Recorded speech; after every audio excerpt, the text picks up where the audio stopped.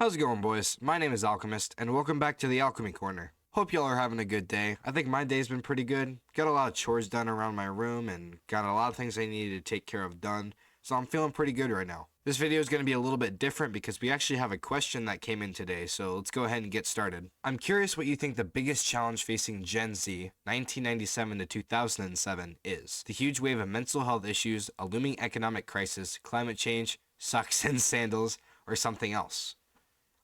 Yeah, man, this is a really tough one. I think a lot of people would come to a lot of different conclusions than me, but I'll go ahead and kind of knock out some of the basic ones. I think the one that sticks out the most for me is the internet. I mean, you got to think about how scarily it's grown over the course of however many years. It's kind of bad, but I kind of imagine the internet as the first COVID because of how huge it got over the course of a longer period of time. It's actually like really insane. The struggle here is I think we've always had access to all of this information at our fingertips, and we've never really had to go crack open a book to find the information we're looking for. I also think that overexposure of the internet and just social media like at such a young age has like not been the best for us, and it's definitely not worked out in the long term. I was in the third grade when I found out what the internet and social media were about, and I really should have had that time to learn about shapes and colors and all the things that a third grader should be learning about. Like what the heck an adverb is, you know? So yeah, I'd kind of say like overexposure to the internet at a very young age is probably one of, if not the biggest challenge that Gen Zers face on a day-to-day basis even now. I also think that kind of directly correlates with one of the reasons that you gave, which was the huge wave of mental health issues. I definitely think that that has something to do with it also. I kind of touched on this in a previous video, but the moment I got plugged into the internet and social media, the more depressed I became when I saw all of like the really sad stuff that was happening around the world. All of like the controversy and the war and just the death and destruction of so many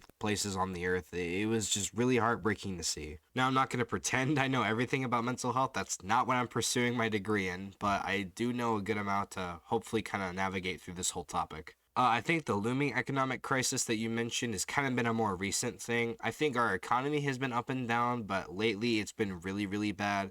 And I think that's just put a lot of stress on people when they're trying to cover their rent and their groceries and whatever else they need to live. And sure, that adds to the amount of stress that we as humans face in our everyday life, but I mean, that's not really kind of one that I really would put at the forefront of everything else. I think that's also why our parents are sometimes so adamant against technology, because I think in their mind, we didn't ever really get the chance to see what life was like without technology and without something so advanced like the internet. I think part of them wanted us to enjoy something as simple as going outside and, smelling the fresh air of like the forest and all this other really great stuff that, I mean, hey, I'm a fan of that. I love that stuff. But sadly, I think a lot of us would rather just stay inside, and just play on our phones and watch YouTube and make a lot of YouTube videos. Wait, and again, I'll reiterate from my previous video, I think that's why social media breaks are so important, because then you get to appreciate the simpler things in life rather than just being plugged in everywhere and anywhere that you really want to be. Lately, I've been doing a lot of walking at night, and specifically around my campus, and it's really just kind of been really peaceful as I kind of just take everything in. It really is refreshing to see everything from a new perspective once you kind of unplug from the whole mess that is the internet. Climate change, I just don't know a lot about this one, but the way that we're treating our earth and the resources that we're using, I really doubt we don't have a ton of time left in the grand scheme of things. I'm not saying the earth is gonna, freaking explode in the next 3 years, but I mean, we're definitely not taking care of it like we should, and I honestly think that in the next couple of thousand years, the earth is just not gonna be as healthy as it was. And that's definitely something that we should be doing our part in, picking up trash and, taking out recycling and just doing what we can to kind of make everything better here on the planet that we live on. This last one is one I've kind of been thinking about for a while. This one might be a bit controversial, but I really think that I need to bring it to light. I think often us Gen Zers, myself included, surround ourselves with like-minded people. The reason why this isn't good all the time is you create a constant echo chamber of people validating your opinions or thoughts when really you need to be surrounding yourself with people that challenge those beliefs. You're gonna have all these people that are gassing you up over something that, I mean, objectively might just be wrong. I want to be able to have people to call me out on stuff that I really should improve on, because if I don't have that, I mean, what am I doing?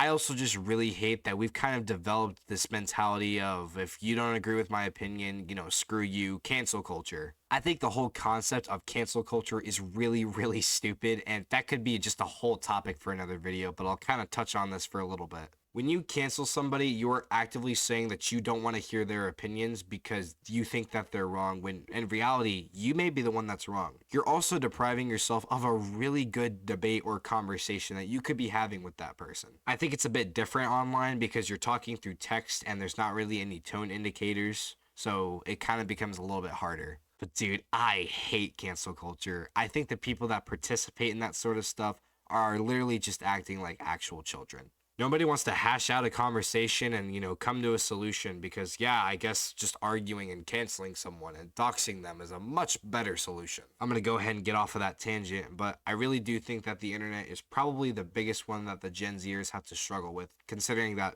we've always kind of just had that. Also, you're hating on socks and sandals? I'm a Floridian. Those are comfy, and I wear those very, very frequently when I am not outside. This was actually a really good question, man, and I appreciate you, whoever it was, for writing this in. That's really solid. I hoped I answered it to the best of my ability with, the very limited amount of knowledge I have on all of these topics. I wanted to thank everyone for watching. Guys, I sincerely hope you have a fantastic week.